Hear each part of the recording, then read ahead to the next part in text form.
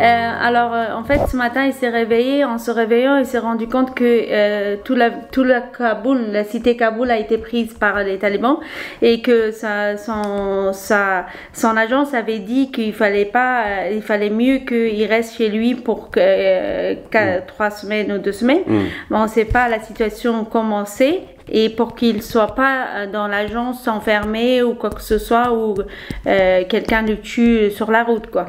Donc du coup, il s'est rendu compte que ce matin, il a vu par la fenêtre, il n'y avait aucune femme sur la route, et il n'y avait que quelques commerces qui est ouverts, nécessaires, et les talibans qui étaient dans les voitures de l'armée, quoi. En fait, l'armée Afghanistan, ils sont plus à Kaboul, quoi. Il n'y a personne et tout est pris par les talibans.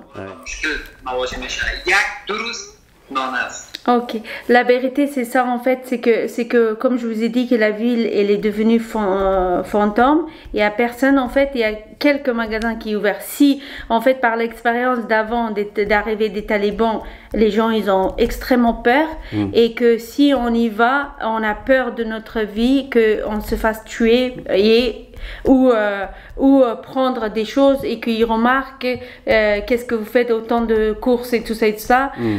Donc du coup on a vraiment peur de notre vie, qu'ils nous fassent frapper pour quelque chose qu'on n'a pas fait ou qu'ils nous fassent vraiment tuer, quoi.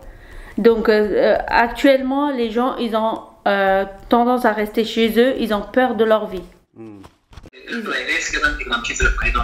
Aujourd'hui, ils ont commencé à fouiller les maisons des habitants pour pouvoir savoir si dans les 20 ans, ils ont fait, c'est-à-dire ils ont travaillé pour les étrangers, ils ont travaillé pour les Européens et tout ça.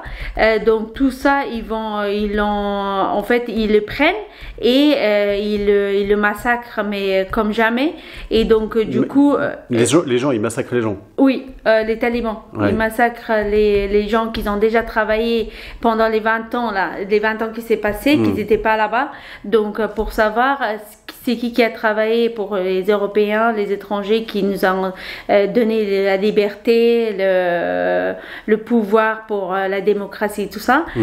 Donc du coup actuellement les gens, comme ils ont commencé à fuir partout, donc ils sont en train de faire ils sont en train de, par exemple, leurs papiers qu'ils ont travaillé déjà pour les étrangers, tout ça, ils sont en train de brûler toutes les attestations qu'ils ont eues au passé pour ne pas pouvoir être dans les mains des talibans.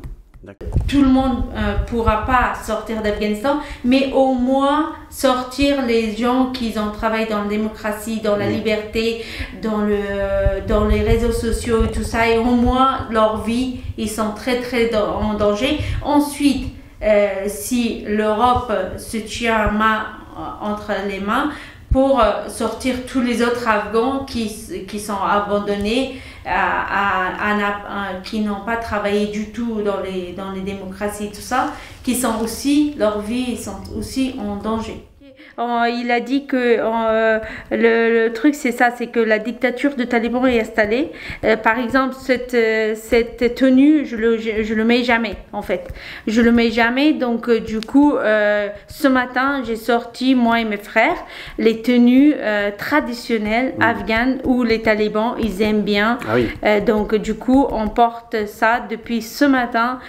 Tous les jeunes garçons portent ça et se coiffent tout simplement comme ça.